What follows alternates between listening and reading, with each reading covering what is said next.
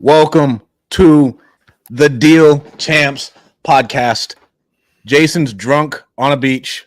The master of hair has lost all continuity. He decided to go on vacation, gave shit for not showing up on the pod. And then now Jason just sent us a message. Hey, got a late dinner. Now we're getting drinks. Can't make it, boys. Shout out Grego for being a fill-in last minute. And the only reason I thought of Greg is because he texted me that we're waiting on someone. I was like, Greg will be a good fill-in. Dude, you got me at the best time. You called and I was like, I had my phone off for 2 hours. I was just in Zen mode. And I'm like, I'm in a good mood right now. I'm going to answer the phone. And you're like, you want to be on the show? I'm like, sure. You straight had it off, like completely off. 2 hours. Yeah, no, I'm that's my new thing, man. I just turn my phone. If I'm like super fatigued with like decision making and stuff, like I didn't feel good today either. I'm turning my phone off for 2 hours. I don't care. Like if it's that urgent, like, I don't know. So is anything really that urgent though? I don't think anything's that urgent. It's really not. Unless there's like, if I know about something, like let's say there's a closing happening and I need to be available for a phone call if they screwed a document up, like I would know about that in advance. And then I would obviously not do that. But today it's like just a bunch of bullshit. I like it. Well, let's do our quick intros. My name is Stratton Brown, aka Strat Daddy. We've scaled 2 different companies to 7 figures. We have a 7-figure real estate portfolio. And we are on a journey of 0 to $1 million in 6 months. It has been an absolute grind. Nationwide wholesaling is not for the faint of heart. I won't lie. And you can watch it everywhere on YouTube and Facebook. I'm documenting everything. We have Mr. Captain America, Dean Rogers. Let's go, baby. Hey, guys. Captain America, a.k.a. Dean Rogers, your other co-host here. Started my career in the NFL, then transitioned to corporate, then into real estate full-time. Been doing this for over a decade now. We've done over 650 deals. We're getting very close to 700. We have an 8-figure rental portfolio and coaching students how to get started with wholesaling. And you guys can always connect with me at deanrogers.com. And then we have the New Yorker, Mr. Greg Helbeck. New Yorker. Thank you for filling in, bro. My pleasure. Greg Helbeck. I've been doing this business since 2000, and I started at 15, but really 2016, I started doing deals. Grew up on the East Coast. I live in Seattle now, so I run my business pretty much virtually at this point. I do some local stuff here now. Big on wholesaling and flipping. And like Dean, I started buying rentals in 2020. So starting to stack them rentals up. And now, the second half of 2024, I've been buying a lot more rental properties, which is really going to be good because I think the rates are going to come down, which we'll talk about. And that'll just make burning properties even better. Because I'm still doing it with high rates, but I'm losing some money on some of these houses, like $200-$300 a month. So once the rates come down, it'll be easier. I spoke to someone who we all know, who is someone who we all respect. And he sold off his entire 100 rental portfolio. He said, bro, it's not even fucking worth the trouble. I can make more money elsewhere. He was like, I can get better returns elsewhere. He was a speaker at the Deal Champ Summit. Interesting. Returns are one thing, dude, but I'm talking about tax benefits. I mean, long-term wealth, that's what I'm doing it for. I'm not doing it for returns right now. Tell you that. For me, it's tax benefits. And then like with the storage stuff, if I buy one a year and it's like $1 million to $5 million bucks, and I just buy one a year, my net worth when it's all paid down is bananas. Right. And then the tax benefits along the way is what I see. But that for me is storage. And I think it works a little bit better than singles. You got to buy a lot of singles. So here's my thing with singles. If you're a wholesaler or put it this way, if you're going direct to seller, you're already getting inventory that you can just, instead of flipping it, you just keep it. It's like literally the same thing. So I think if someone doesn't do direct to seller marketing and that's not what they're familiar with, rentals are a pain in the ass, but we're already spending the money on marketing. We're already getting the leads. We're already underwriting properties. They're worth the same, like the ARV and the refi value. Usually the refi value is higher actually. So I feel like with Dean and, all of our businesses, like it's not that hard to add these things. I will say, managing them kind of sucks, but and I invest in a blue state and I live in a blue state. Dean, everyone here is in a blue state and I still do it because I found too that if you have the right tenant and your house isn't like a total slumlord festival, you really don't get a lot of calls. I mean, and then if you do Yeah. get a call, like I don't have a problem dealing with it. So I think long-term tax benefits, it's a no-brainer. For me, it's the tax benefits, I think, are number one. Once you get to a certain point in real estate, you just have to keep buying them, or else you're just going to get slaughtered every year. Yeah, you're going to give half your money away. But even if you live in Seattle, where I live, where there's no income tax, you're going to give away 40%. So, yeah, I mean, it's interesting because I'm looking at, like, we get a lot of our deals that come in, and I'll look at them like, oh, is a rental, this will not make any profit at all. I might have to write a check to get into it for 10 or 15 grand, but I could have flipped that house for 50. So it's a hard decision to make when I have a lot of overhead and stuff. But I just know if I don't keep some of these properties every year, like, I'm going to pay the tax man anyway. Yeah. And all the houses I bought when I started went up like, by 30, 40% already. So I started buying them in 2020. So I'm like, man, if I sold that house like in 2020, like now it's worth X, it's like crazy. So I've never heard a real estate investor say, I wish I didn't buy, besides this guy, I guess, which I totally get his decision, but I never heard a guy say, oh, I wish I sold more houses. Like, a lot of these guys are like, I wish I kept more houses. Yeah. Because they'd be 10 times richer. I would say Dean should have bought me a G-Wagon last year. Come here, my guy. Okay. Man, my story, Greg, I ended up paying several $100,000, $250,000 in taxes last year. Ooh. And Last year? Last year. Yeah. Just got Oof. done paying them in April, May, whatever the time is, whenever I got wrecked. I think it was April. I just didn't buy enough rentals. And I bought some rentals, a couple rentals, but the focus was not rentals. And it was, man, I'm only going to buy the rental if it's a perfect BRRRR deal, which to me means I have no money in the deal whatsoever when I go to refinance because I got it so good. Sure. And the numbers work out. But instead of putting $20,000, $30,000, $40,000, $50,000 down on more rentals, that ended up just coming out of my pocket and literally just in the thin air and having nothing to show for it after. And I felt just sick in my stomach when that happened. And I was scrambling to do every which thing that I could to use every strategy in the book, and still got me down to that. And that is with already taxed dollars. That there was already another 150 plus that was already taxed dollars through W-2. So, dude, I'm like, all right, I'm going heavy on rentals. So we've been buying a lot more rentals this year. Wow. So you're saying that, so you have the salary, you pay yourself through the business, which I have too. And then, so you're paying, income tax every paycheck. Then you got the draw out of the business, which is what you paid the $250,000 on. And the thing with that is, and I talk to my accountant a lot. He's really good with his stuff.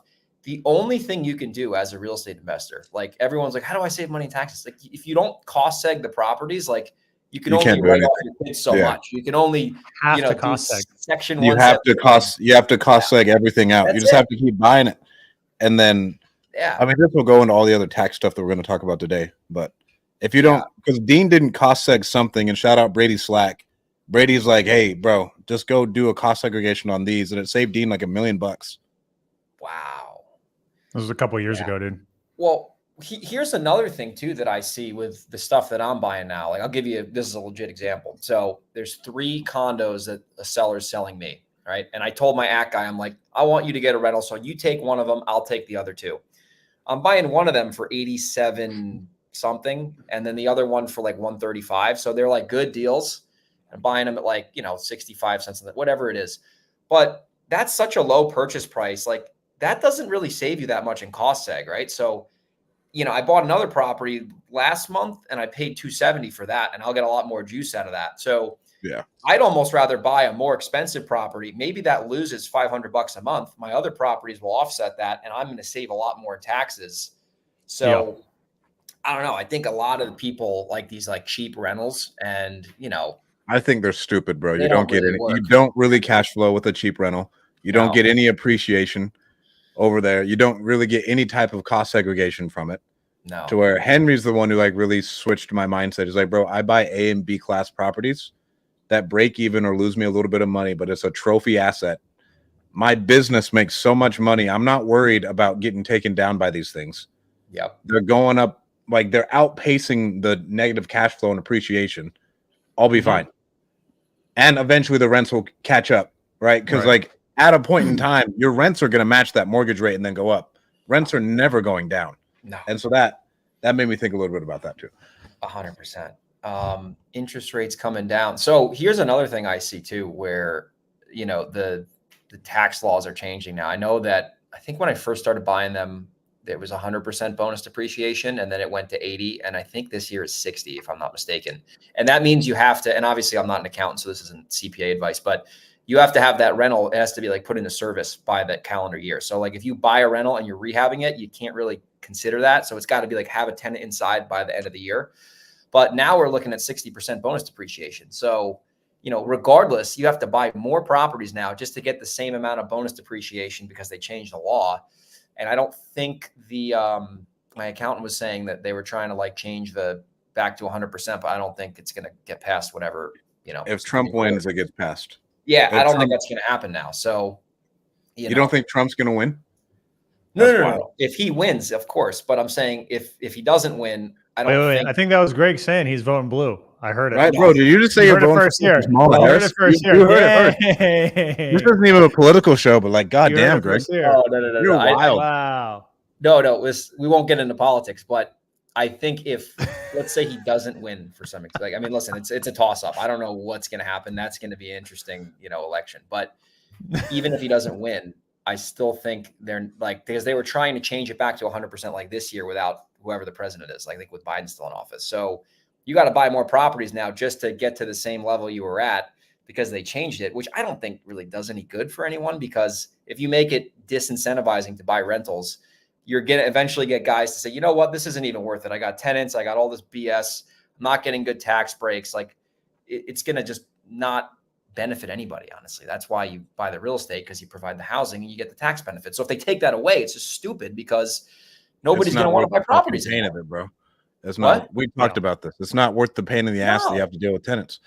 Yeah. No matter how much money you're making, people will just be like, no. Like I can go do something easier, make more money, have more time, and now I don't have because everybody will just kind of go into business. Dude, no one would want to buy rent. I wouldn't want to. Dude, if I had no tax benefits, I wouldn't buy rentals. I'd rather just save my money and lend it out or whatever. Shanae says she wants to go back to the topic of politics. Aaron said, "Don't put that out there." She said, "Let's not put that out in the universe." But Shanae says, "Let's talk about Kamala and her unrealized capital gains." What do you all say? God, did we talk about that last week? I think it's the dumbest thing I've ever heard in my life, honestly. It's a travesty, bro. I mean, if you think about it through like all aspects of business, I was listening to All In the other day. Let's say someone raises around, so like they have a company that's valued at $1 billion. They're raising a couple $100 million in funding. Because that company was valued at $1 billion, they have to raise extra money just to pay that tax bill, even though that person is illiquid. Right? Because, bro, you're valued at that. And then what they said is like, oh, well, you can pay it over 7 years. Bro, 25% on $1 billion when you're not liquid, no matter what you do, that's not making any sense. And then so everybody just, all the business formation that America gets, it's all just going to move somewhere else. As soon as you get any type of doesn't make any sense. No. Any traction, you're out to like Dubai or whatever. I saw a good comment on a Facebook thread. And the person said, "So what happens when my property value goes down? You know, do I get a tax credit? Do I get a refund?" Then there was all sorts of jokes about like, "Oh, what about my unrealized business expenses? Do I get a write off my unrealized business expenses?" I thought that was a great one. That was a good one. Yeah, I just don't see how the economy could function off of this. I mean, even the biggest companies would just get absolutely railroaded. And I don't see how anybody could survive. I don't know how that idea came into play. I don't think it would ever even go into effect, even if they're proposing it, because like you said, you would disincentivize everybody. And then I think it's only, I did some research, like if you have $100 million net worth plus, I mean, that's, not many people, but still like, there's no, if you don't make it in like the rich people, right? They provide jobs, they provide housing, they pay a lot in property. So that's another thing too. People like say, oh, you know, you don't pay taxes, whatever. Think about it. If you have 150 rental properties, you're paying 150 property tax bills, right? That's providing infrastructure for the local municipalities, the fire department, the schools. It's already providing tax money. Yeah. So you're paying more in taxes, right? You're just paying it indirectly.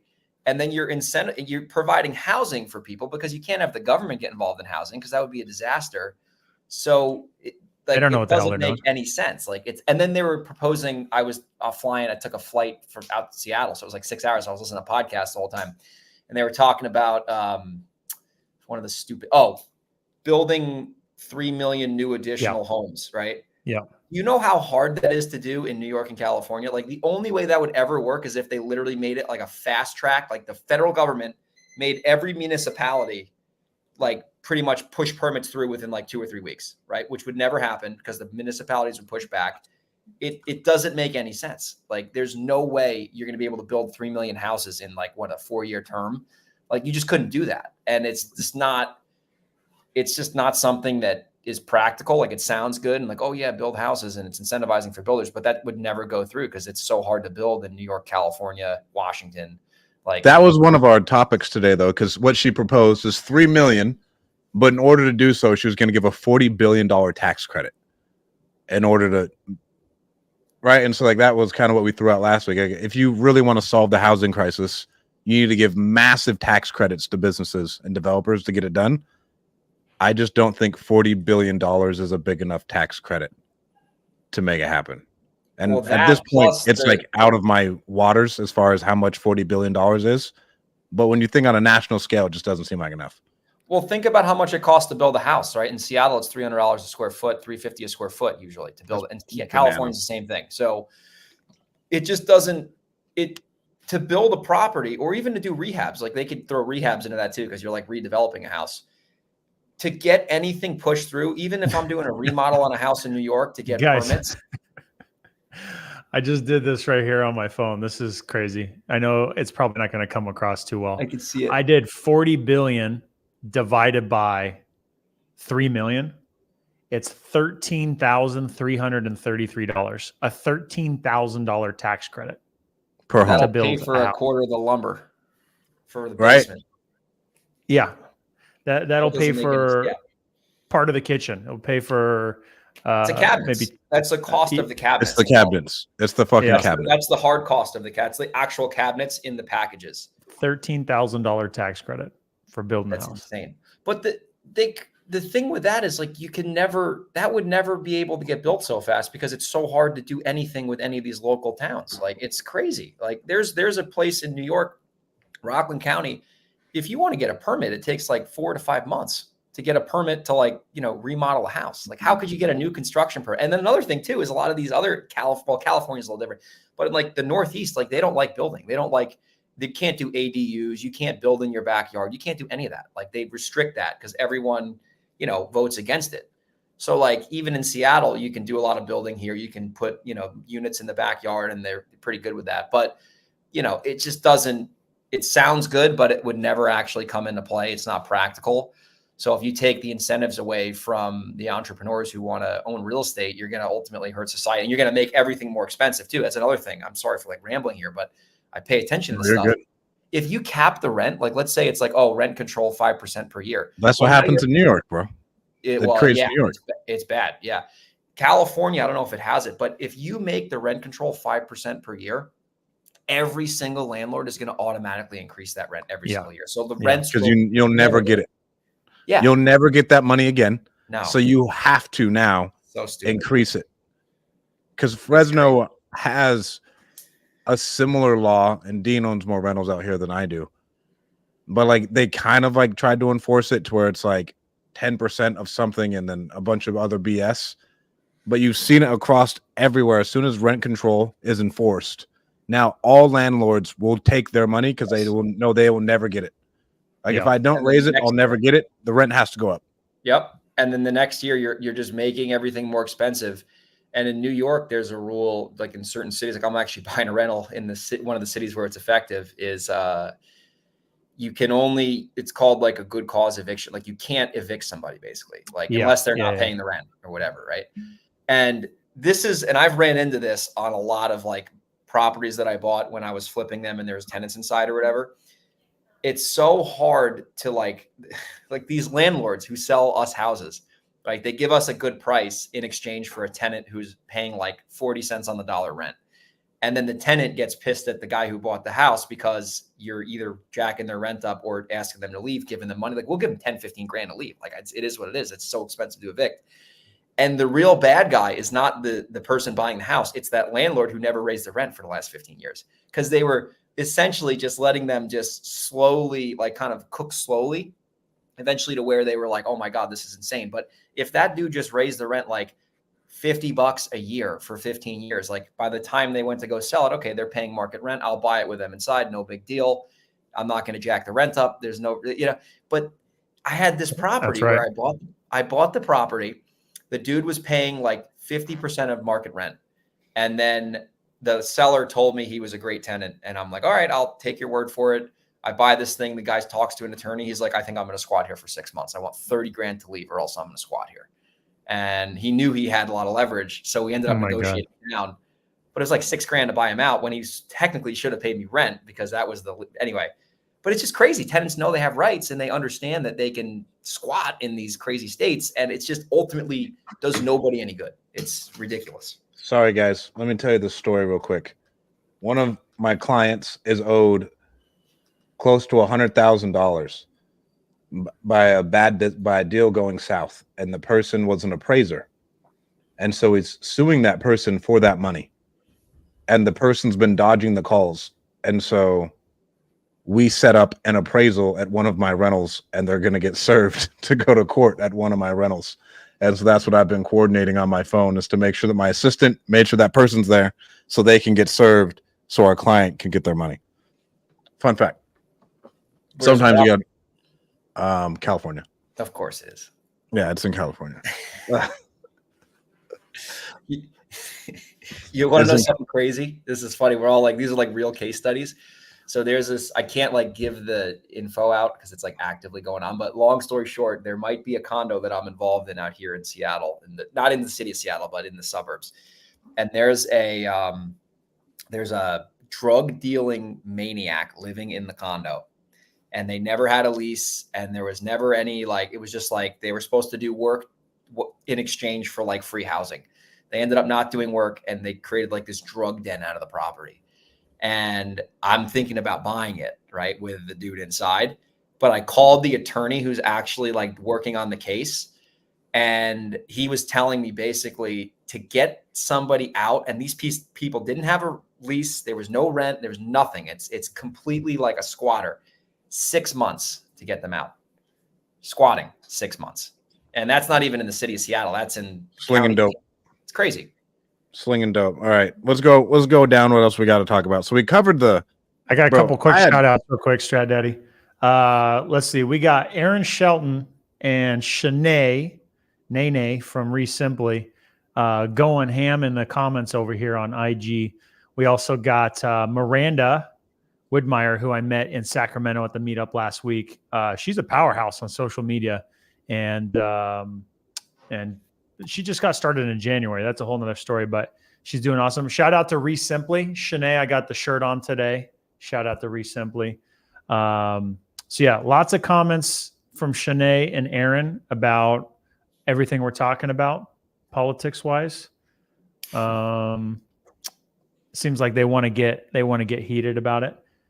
They're saying how the left is throwing anything they want in there, saying anything to get something voted, and then sliding stuff in there with addendums. I definitely know all about that.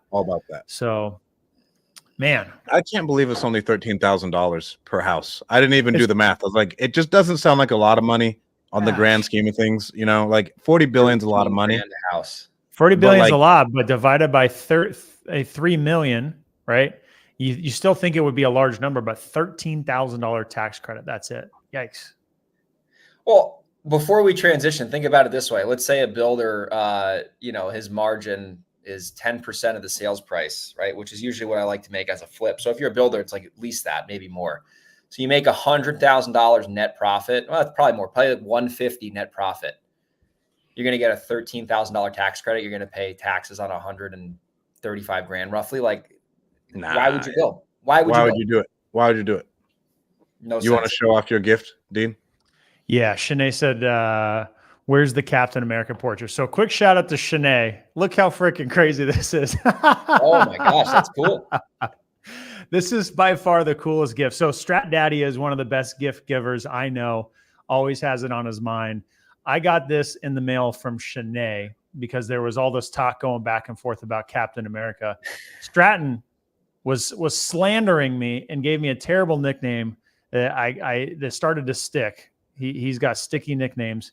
And so Shanae set the record straight. We set the record straight on the podcast when I came out dressed up in full gear, full get out.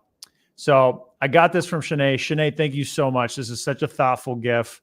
Brought me a lot of happiness, and excited to give you a hug when I see you in a couple of weeks here. That's awesome.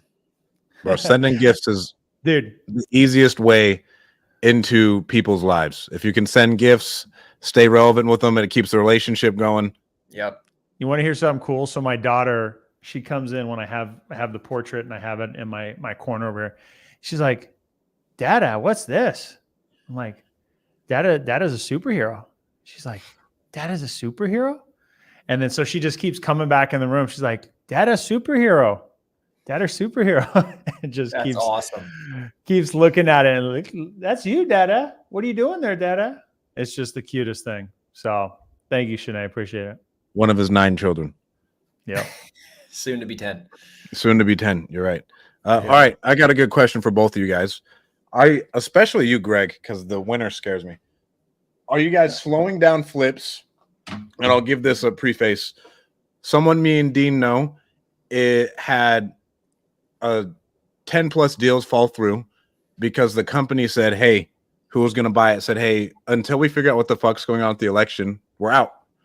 And this is millions and millions and millions of dollars. Like, this isn't like small stuff. Yeah. And so that made me think about, between the winter coming up and the election cycle, are you slowing down on flips? No. I mean, I'll tell you why. I mean, listen, I think that's a logical concern, but I'm just looking at, like, if I can buy a piece of real estate, because let's look at the real estate market in general. Like, there's some markets that got a little rocky, like South Florida and whatever, Austin, Texas. But for the most part, real estate has stayed pretty strong, despite the rates going up a couple of years ago. But if I can buy a house that's worth 400 grand for 175, put 50 grand into it and sell it and make a profit, like, there's always going to be demand for that housing product, especially if the rates go down, which they are most likely, and they already have started to come down.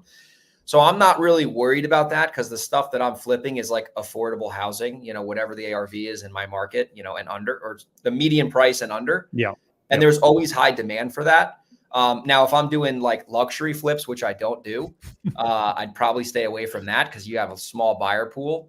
But like, even in New York in the winter, like, it's not even that bad down by me. Like upstate New York, Strat, where we try to do that little Genesee property, that's where you get a real winter. But down by me, it doesn't really get that crazy. Seattle doesn't snow really here. You got to go to the mountains for that. And actually, it's funny. Some of my best flips I ever did, which ironically were in California, I sold them all in the winter and still got great offers on them. So I've never seen the climate be an issue for me, like in terms of the winter season. Now, the election, yeah, that could be a little different. But I think at the end of the day, like, listen, I don't think in a house flipping scenario the election would play a role. No, because you're always going to need a house to live in. People are going to have kids. They're going to want to get out of their apartment. They can afford a house, right? Like, I just think there's no inventory for the most part in a lot of these areas. So if you have a good price product and you're not trying to like shoot for the moon, I don't think you're going to get caught with your pants down, even if there's a critical election coming up. So I'm not going to back away from them as long as I can buy deals at the right number. I don't think the consumer cares about the election whatsoever and like their decision-making process. The only people who care are people who are in business, and it like actually would affect their pocketbooks because there's laws that are being passed. But more than likely, the consumer cares about fucking genitals getting cut off of children and Bible thumping Trumpers. Like, you know what I'm saying? Like, that's what the consumer is typically concerned about. Yeah. Like, but they're not concerned like, hey, this bill's gonna pass. They're not big on oil, this or that. If this doesn't pass, I'm fucked. In my opinion, I just don't think that changes the way the consumer would behave. Do you know? So I got a couple thoughts here. I want to call out some comments. We got some chatty Cathys over here in my IG today. So let's see. We've got Aaron Shelton saying foot on the gas pedal. And she said, yep, medium price point, no luxury flips right now. So just so you know, Greg, we have an amazing community member in Fresno, community members in Fresno in a couple, Aaron and Cletus Shelton. And they've become like the it couple that have just like magazine quality flips, like flips you've never seen before, especially not in the type of deals we do. And they have done plenty of luxury flips and medium price point, but she's now saying, yeah, I'm just going to chill out and hang out in the medium price point. She says foot on the gas pedal. She says, oh, thank you so much. Giving credit where credit's due. And, but here's me pushing back on a little bit, because I agree with you guys. But if I'm trying to think of the human psychology of the election and what's going on in the market, there being, low supply of houses, there being higher interest rates than there have been because everybody's short-sighted, right? They're not thinking historically, oh, these are actually pretty good. They're thinking, oh my gosh, I can't believe they're so high. I can't afford a house. Inflation, cost of living, everything is up. I can't afford it, right? So for those that are looking to buy and they're having trouble finding, there's low supply. If interest rates don't get better and the election doesn't go the way they think, I think people could easily be emotionally wrapped up and distracted in everything that's going on in the world. And I think typically our clientele, people who are at the medium price point and below, check all those boxes of people that, fit that avatar, people that are, strapped by this economy right now. And inflation is really just doing a number to everybody and making it hard. So to imagine the market not getting better, let's say interest rates don't get better, there's not more supply, then they're feeling frustrated and maybe kind of giving up on buying a house, right? They're maybe feeling buyer fatigue. Maybe they're feeling like hopeless. I can't even afford my rent now, right? Because inflation is so high. Now they're trying to move in with other people or move to less expensive markets. They're moving away from a California or a New York or something like that. So that's some potential side effects or human psychology about what's going on right now. But am I afraid of the market or the winter months? I think that's the direct question. Am I afraid of the winter months?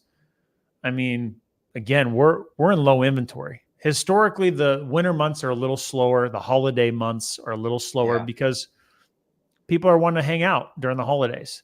Now, the people that are in hyper, motivated situations to sell their houses, the typical people we're working with, nothing is different. Increases.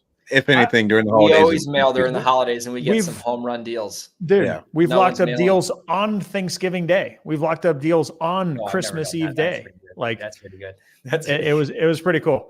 But like people that are motivated, and that's not going to change based on the time of the year. It's the situation and the circumstance that's driving that sale. So I don't think the market's going to change. Now, the flip side of that is actually selling the property. And should you put houses on the market?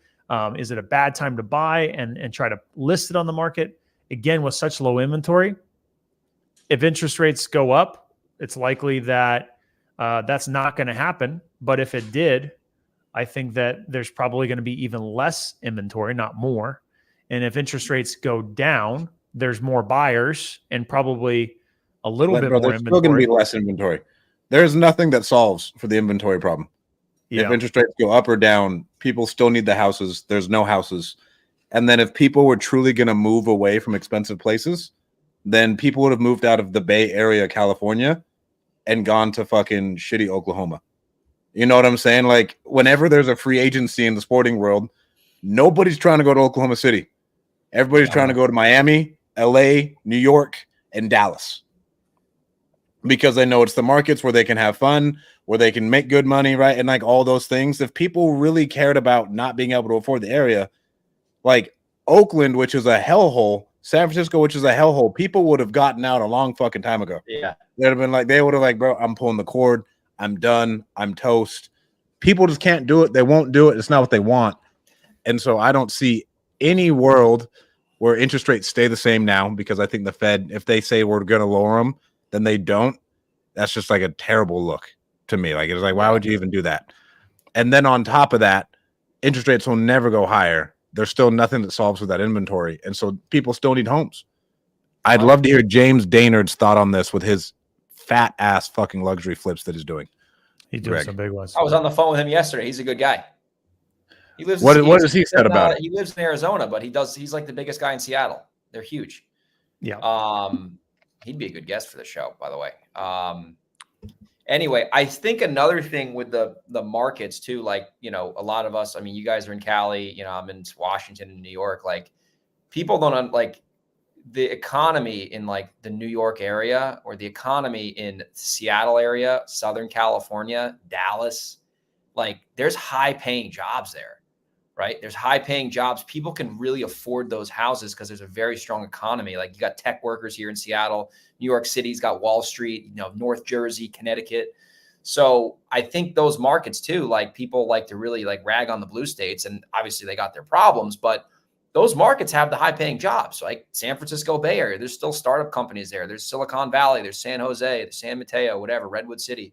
Like, it's the crazy good economy there. So, you know, those areas I think are always going to be the strongest for the most part because of the economy. People can actually afford to live there. If you live in Oklahoma, like Oklahoma City is kind of big, but it's still a, you know, cheaper area. But if you're buying a property, like we've done novation deals in like the middle of nowhere. And I'm like, the first thing I'm thinking of is like, who's going to buy this and what do they do for work? Where's the economy there? Like, who's yeah, you got schools, hospitals, government jobs, right? But besides that, like, oil. Where are you going to go? Like, we even run into this sometimes in Delaware, like lower Delaware, where we do some business. There's no economy there. Like, you're selling to people who are retired, who are moving there, right? So these bigger cities, you have a lot more money going around. And, you know, I've been to San Francisco, and honestly, I walked around there. It wasn't that bad. Like, I mean, I didn't go to the worst part of town, but like, I was like, what is everyone saying about San Francisco? It's not that bad down here. Like, it doesn't seem that sketchy. And there's a lot of money there. So I think the only thing I will say about the winter season, and I don't do business in this area, but like if you're in like a North Dakota or a Minnesota or like Buffalo, New York, where you're getting like 3, 4, 5 feet of snow a week, I think that's a different story because you literally can't work on houses because you're, you know, snowed in. I know a guy in Minnesota who says like never get involved in a property in the winter. So, I mean, it makes sense. They get like 10 feet of snow there. Besides that, I mean, most of the country is not really getting dumped on like that. So I don't know. I've never seen it be an issue in my market. Fair enough. All right. What's our next one? Got some comments over here in IG. So Jeff Steinman's talking about with the possible recession coming. We didn't touch on that, and financial hardship hitting people. Doesn't that present more opportunities for flippers? Or does it scare those flippers away? I think it creates more opportunities. I think naturally there'll be some buyers that would be scared because when there's fear and uncertainty, people naturally just can't help but get scared. Even the people that know what's happening can't help feel but get that fear in their stomach. You know. Do you think? Go ahead. I was just saying. Jeff was also saying. It's all about jobs, but tech is laying off more than ever right now. I have been seeing that in the headlines. And AI is going to clean house. It'll take a while for that to happen. Yeah, like, number one, it'd take a while for AI to actually happen overnight. Show me an AI software that can replace me a legitimate virtual assistant, and I will go pay for that. I will pay the salary to that software. It doesn't exist. It does not exist. I have yet to see one. Maybe with coding, you have co-pilots that help people. But like, trust me, I look into this shit all the time. If it can save us time and money, the money's going to flow there. But it hasn't gotten there. We haven't gotten anything from fucking anyone yet that is of substance besides JPEGs that could honestly be converted into NFTs and then some videos. So maybe it hurts the arts. But as far as jobs, there's lots more work besides jobs. Like, I mean, think about all the small blue collar businesses inside of Dallas, inside of New York, Chicago, and all these major metro areas. Just because there's tech, there's all sorts of hard companies, right? This is the best way I could put it. Blue collar companies that service all these other companies. They're not laying off people just yet. And I would say, what is a recession to you? Because when we actually hit the recession terms, what was it, last year? Joe Biden said, no, 2 months or 2 quarters, quarter over quarter with downward decline is not a recession, even though that's technically what the definition is. So I don't think we will see anything. I've been calling for blood in the streets for like 6 years, bro. Sam's, though, I say this all the time, called Top in like 2019, sold off his entire portfolio before he died. Said, hey, this can't go on any longer. Shit, I don't think there's going to be a massive recession anytime soon. Here's where I think there could have been a big recession, but the government came in and pumped money. COVID. I remember in COVID, that was a long time ago now. It's crazy to say that. I had a flip on the market and I was like shitting bricks. And I was like, holy shit, what am I going to, I had a private lender on that thing. And I was like, holy shit, I think the economy is going to melt. And that didn't happen. The deal sold. I made a bunch of money on it. And then the market obviously boomed up because they pumped a ton of money into the economy, which caused inflation, this, that, and the other. But like COVID could have been the ultimate, like, Great Depression kind of situation, which it was terrible for what happened to people. But obviously the economy, kept going along. I think the only thing I could say, and like I said, I'm not like a conspiracy person, but if something happens with the election, like maybe there's a black swan that could happen there. Who knows? I hope I don't get censored for this, but like that could be like, like a world, like a civil war or something. But like, I don't think that's going to happen. That's just fear mongering. It's fear porn, right? Like I'll give you another example. In New York, the Hudson Valley. Okay. I'm screening for tenants right now on a new property. And most of the people who reach out are making $85,000 to $100,000 a year working for ancillary businesses in a pretty good economy. They're not working for Microsoft. They're working at they're a plumber or they're whatever. They're a home healthcare aide making 80 grand a year. Like that's where a lot of these people have the jobs. They're not working for Facebook making 500 grand a year. So, there's plenty of those good jobs out there. Teachers, stuff like that, the blue collar kind of situation. That's really what keeps the economy flowing. And, that's what I see, at least most of my tenants who, live in my houses. Do you guys know anybody who crushed it through 2008, through like the financial crisis? Do you know anybody who was like, you know what? Actually, I crushed it. We just kept buying shit deeper and deeper. And then we actually had the pockets to withstand it. Do you know anybody who actually did that? I know guys who survived. I don't know guys who were like, you don't know any guys who like netting the most amount. I mean, but we were in middle school, Stratton. This was a long time ago. So, yeah. I mean, I didn't really know what was going on back then, but I mean, what was like, I think that in the 2008, like I said, this is not my expertise, but the 2008 situation was like people who couldn't afford houses were getting houses with 100% 100+% leverage. And the houses were going up in value with no logic behind it because they were just giving money out and it propped it up. It's so hard to get a mortgage nowadays. It's hard to qualify for a rental property today. Like you can't just get a mortgage by being an idiot. Like you have to have income and this, that, and the other. So I think if there was a recession, it wouldn't be caused by housing because housing there's no inventory and it's hard to get a mortgage. Like, we have buyers that, are questionable and sometimes they'll get declined for a mortgage on a flip. We're selling them because they can't get past underwriting. Like in 2007, you could say you made 300 grand and they said, sign here, press hard 2 copies and you got a mortgage. So that will never happen again. So I don't think housing would be the reason why a recession happened. So I don't know what could cause it, right? It has to be like a civil war or something, like a revolution. Like that's the thing that scares me the most. I don't think that would happen either. But I mean, it just doesn't make any sense if you think about it. Guys, I got good news. That chick got served. There we go. Boom. She got served. There you go. We got the deed done.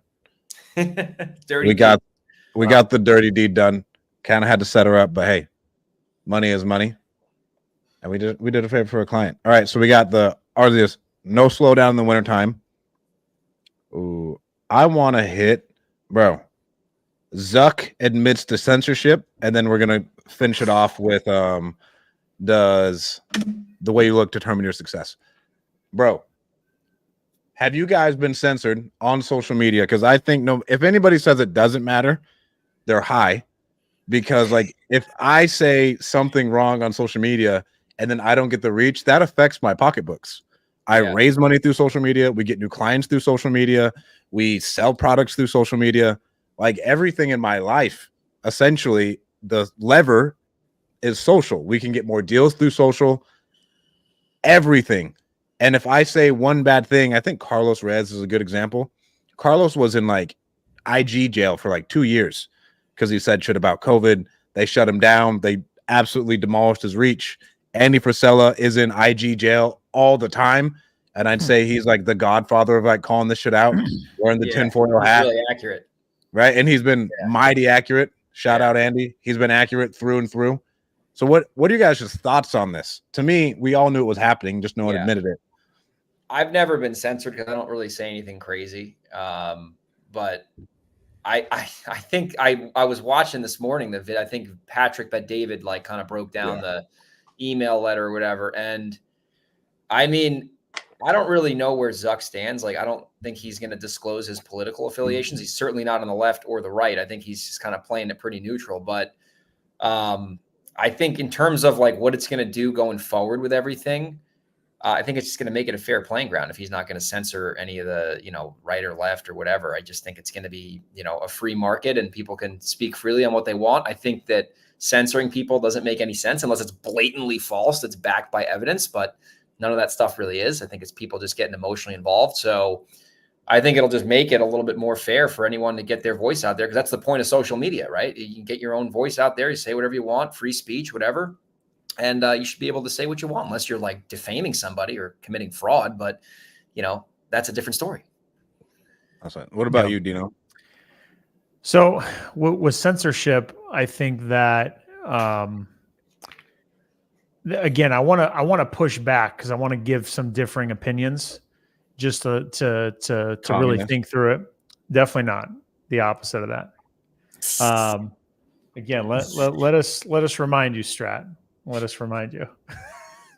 America's favorite real estate investor. I'm going to have this ready. America's favorite real estate investor. There we go. Here's the pushback on censorship. The idea that a company is being told by the government what they can or can't do, I don't like, right? The idea of the government getting involved in a company that was privately started and being able to tell them what they can or can't do, I don't like. But naturally, our First Amendment of freedom of speech and that being prohibited and not allowed, to me, naturally, I think that's terrible, right? And it makes me sick to think that there is, in the political space, a party that has such control over the media that they can influence an entire nation and sway opinions and viewpoints completely just by controlling the media. And that's on social media, that's on the major networks. The fact that can happen is crazy to me. That just tells you how deep the control is from that political party. So for me to see that censorship that has been obviously happening, I think it's crazy. They clearly, played an influence in the last election, like massively. Huge. And I'm just so excited because I've had all of these opinions kind of bottled up. Like I'm a conservative guy. I don't like to be extremist on any sort of which way, and I don't want to be viewed that way either. I want to be fair in my thoughts and how I approach certain situations and people's opinions. But I've certainly been getting more and more riled up over the past couple of years because we've kind of been forced to, right? Like we've all been kind of forced to choose a side. They're doing it on purpose, man. They're trying to They're doing it on it. purpose. Yeah. They are. Yeah.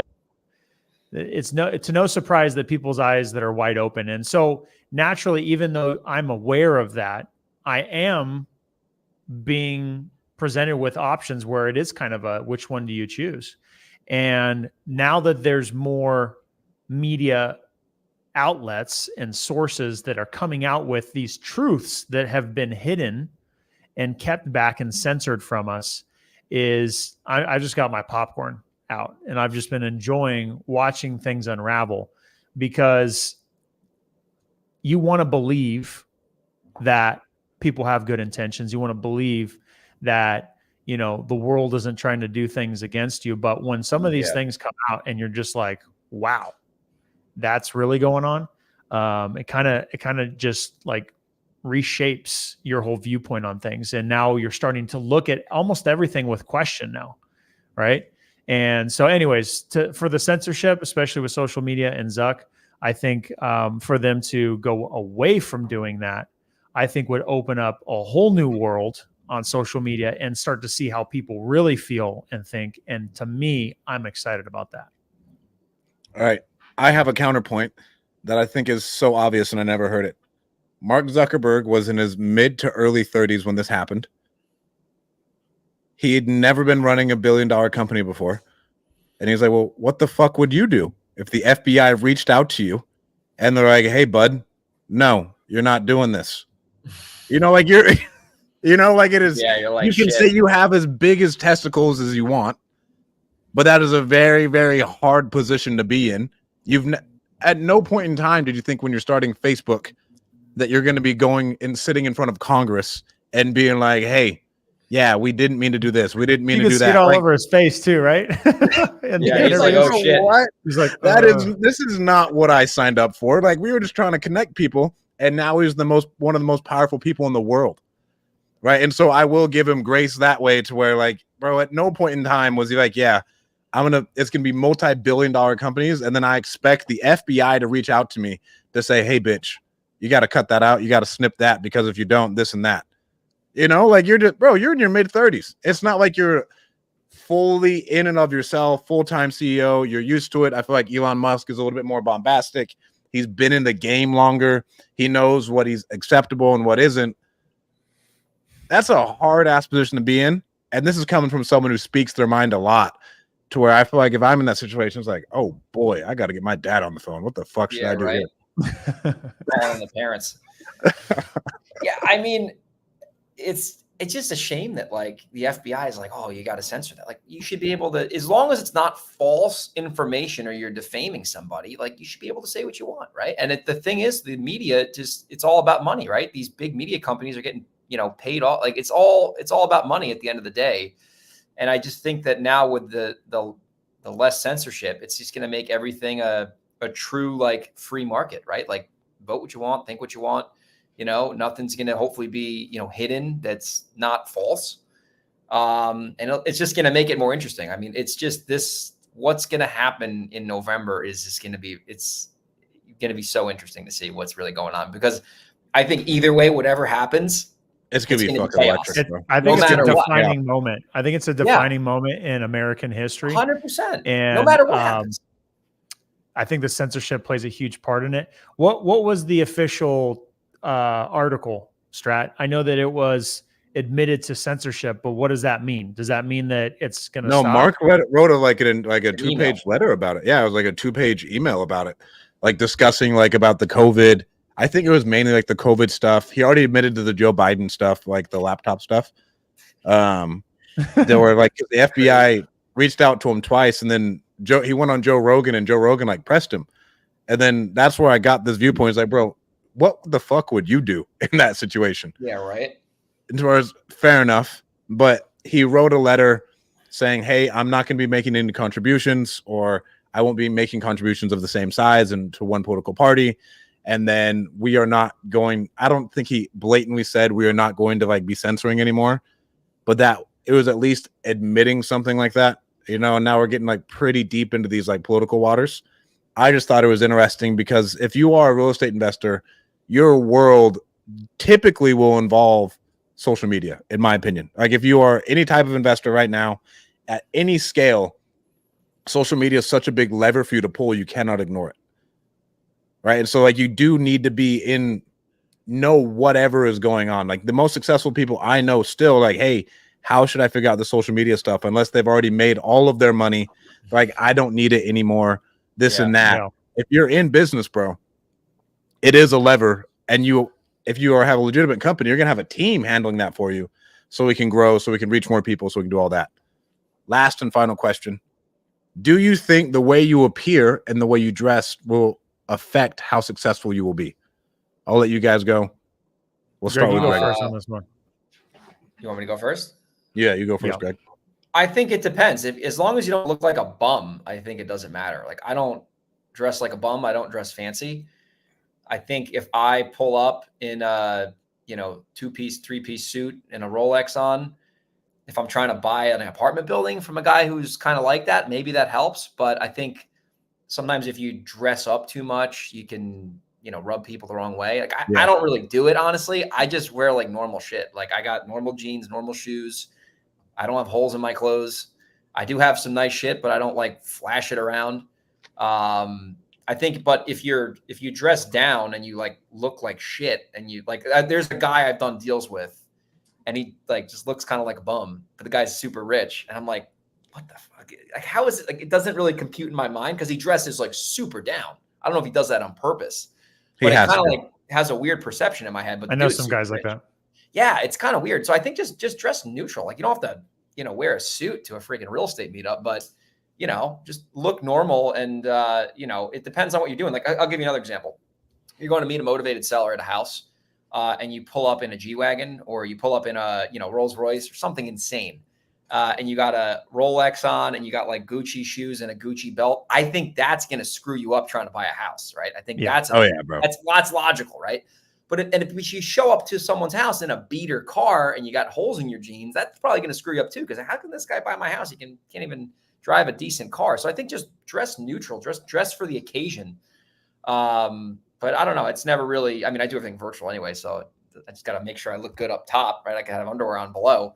Yeah, you don't even have pants on right now. It's crazy. I do, but dick out, bro. Just fucking waving back and forth. You're wild, dude. Tighty whitey's going. So I just think just be logical with it. Don't be insane, and don't over or underdress, and that should get it done for you. What about you, Dean? Real quick, so let me put Jason on blast. Yeah, let's do Jason does roll up in a fucking Porsche wearing a Rolex and $1,000 shoes to seller appointments. That is legitimately what he does. He drives his Porsche. He wears that black Rolex he always wears, and I'm guessing he has on his like $1,000 pair of Yeezys. And Jason's one of the best salesmen I know, and he buys houses deeper than anybody else I know. Like, when Jason's buying houses, he's getting stupid deals. Just to like put this in perspective for everybody. But go ahead, Dean. Yeah, I think it depends on who you are as a person, how you carry yourself. Jeff said in IG, quick shout out to Rafael Cortez. I saw he hopped on here. What's up, Rafael? Jeff on IG said context of your environment and your demographic. Those are the things you touched on, Greg, which is the same thing I would say. I think it matters. If you're showing up as a bum, I think that you're going to give off the wrong message. Yeah. If it's in your personality to dress up and you have the personality that goes along with it, maybe that's just part of like your brand, right? For me personally, my own personal brand, dude, I just like to wear a nice t-shirt and some nice jeans and some decent shoes. And that's me dressing up. Otherwise, I'm just in workout clothes every single day, and that's what I wear every single day. I don't like to dress up. Now I won't say that it's not fun to dress up from time to time, but it's just not in my personality. I don't really value it. I don't get excited by putting on an expensive suit or expensive clothes or expensive cars. Really, like, that stuff is cool. It's nice to look at, but I don't really place any value in it. So for me personally, if you just look presentable, and you're not sloppy with like your personal hygiene and stuff like that, I think that's more important than the clothes. If you got bad breath and you got something in the middle of your teeth, for me, I think that's the most important. And I think it's shocking when you go to a meetup and you meet some other investors and they're lacking in the hygiene department. Like, they didn't put on deodorant, they didn't brush their teeth. They got their underwear hanging out, they're just looking a little sloppy. See the plumber's crack. Exactly. I've seen that too many times at meetups. So for me, when I see that, I'm like, guys, Like, come on, we got at least have some standard here. Like, Yeah. what I love about the real estate investing space is that an average Joe, everyday person that's very unassuming can be the richest person in the room, and they don't have to be dressed up nice to prove it. That I love. And you know, my dad always just ingrained in me to like be very humble, not to like carry a lot of value in material things. And so I think that for me is just the way I grew up, and that instilled those beliefs in me. And so that's how I feel just in general about things, you know. So all right. So for me, I have a little bit of a as a young black man, you need to be able to dress right and speak well if you want people to take you seriously in business, especially in the real estate game. If you show up, you don't look right, you don't talk well, no one's going to take you seriously. I've just seen it. I've been through it, right? And so that is one, like my son's not even allowed to wear basketball shorts to school. Like you need to dress accordingly. And then eventually when you have a resume and everyone like your resume precedes you, then you can start to dress how you want. Right. So for me, like I made it a point when I started getting good. I was like, you know, I'm going to speak in jumpsuits. And Dean's seen this. I was a jumpsuit guy for like 2 years. That's all I was doing. I was like, I'm just wearing jumpsuits. That's all I'm doing. Right. But it took me years and years and years of building my actual pedigree resume. And then when I opened up my mouth, no one could ever question my intelligence or what I'm doing or anything else. And a lot of times when you show up to these sellers, I'd say your mouthpiece is most important. You could show up in flip-flops. You show up in shorts and a tank top. You're like, hey, here's who I am. Here's what I do. How can I help you? And then you're empathetic, and then they know what you're talking about. I'd say the way you communicate more than anything will predict the way that your success will go, because anybody who's like not a shitbag treats everybody the same. But then as soon as you start talking, you're like, oh boy, like this dude's got something going on. I'd even use Shamus, who came and spoke at our meetup at our event. Shamus looked nice, but very unassuming. And he was one of our speakers at our event. Shamus was worth 10x more than all of the speakers at the event combined, probably plus the audience, just taking into round numbers. Like how much money this dude is like made. He just called me today. I was in a meeting at the time. I got to call him back, but yeah, that's a perfect example right there. You know what I'm saying? And so like Shamus, he looked nice, he looked presentable. But when you talk to Shamus, you're like, oh geez, this guy's got something going on. He knows what he's talking about. Yeah, he knows what he's talking about. So I tell you, more than anything, you can show up, look decent, but just be educated in what you're talking about, and that will get you leaps and bounds ahead of where you need to be. And then eventually, once you have your resume, you can dress however the fuck you want, wherever you want to go. Nobody's telling Elon Musk he needs to wear a tux anywhere. Elon Musk just shows up, does what he wants because it's Elon Musk. And so that type of pedigree is earned. Exactly. Yeah, he's earned it. You need to be able to earn how you look, how your appearance is, and then you can do whatever you want. I went to an appointment down the street from where I live, and there was literally a competitor at the house at the same time as me. And I literally like ran out there because he was like my neighbor, literally selling the house. And I had I think I had basketball shorts on and like on clouds. And this guy showed up. He had like decent clothes on. He's like measuring the house like an appraiser. I got the property over him. Not because I'm some genius and I didn't even look that good, but I communicated well to this guy and followed up with him more and showed him more certainty and, you know, confidence and persistence. And like, you know, I had basketball shorts on, you know, and I wasn't, you know what I mean? I just happened to run out there. Right. But I think I probably wouldn't do that normally, but like, he's like, hey, come out right now. I'm at the property. Like, all right, I'll show up there. But like you said, man, I think the way you communicate and how people perceive yourself is the most important thing. Right. Yeah. Because like you would never do that just getting started unless you were dumb and you didn't know. But you're like right now, like I know if I truly had to go over with sellers, I'm wearing basketball shorts and a Lululemon top. I had to go on an appointment. I'm like, yeah, what's going on? How you doing? How can we do this? How can I help you? Exactly. And then we're good to go.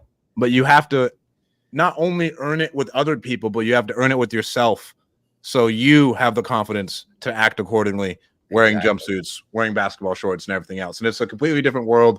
And it's like a psychological mind fuck as far as you have to prove to yourself who you are in order to dress like that, and then you'll be good. Exactly. And it's all about how you make the other person feel. If you make the other person feel like they can trust you more than the guy wearing a freaking polo and khakis, Yeah. All right. doesn't matter what that dude offered or how they look. Like if they're like, I trust, Joe or whoever, I'm going with Joe, whether he's got a hole in his pants or not. I mean, hopefully Joe doesn't have that. We're just, speaking about a phantom Joe here, but dude, communication is the most important thing for sure. All right. Grego, you got any parting words for the people? Thank you for filling in for the Master of Hair. You did great. Happy to do it again, man. This was a lot of fun. Parting Greg words. Slays. Greg Slays. What would I say? I would say just listen, go off of, if you're doing if you're doing like if you're doing house flips or wholesales, like, just don't get scared by what everyone else is saying. Just stick to the blocking and tackling and make the offers and underwrite with logic and don't get emotionally involved in deals in this economy. And if you're buying properties at 50, 60 cents on the dollar, you can't really get hurt that bad. So I think a lot of people are getting more scared than they really need to. Because if you're buying an asset that's 400 for 150 and you're putting in 50 grand worth of work, whatever, very hard to lose money in that situation, right? So just stick to the basics. Don't go over your skis and get into another vertical without doing the research or getting the mentors, and keep it simple. I love it. Greg, where can people find out more about you? Instagram, Grego37. Bro, did you have any comments in your Instagram? Have you even checked? I got to look at the tab. Ah, shit. It says it's not live. Whatever. Let me see. This guy over here. This fucking guy, bro. Wait a minute. I remember my first time. Hold up. Oh, shit. Yeah. All right. Next time we do this, give me like at least a 40-minute heads up and I'll actually plug it in. All right. Thank you guys so much for tuning in. We'll talk to you guys next week. Peace. Great photo, team. Later, guys.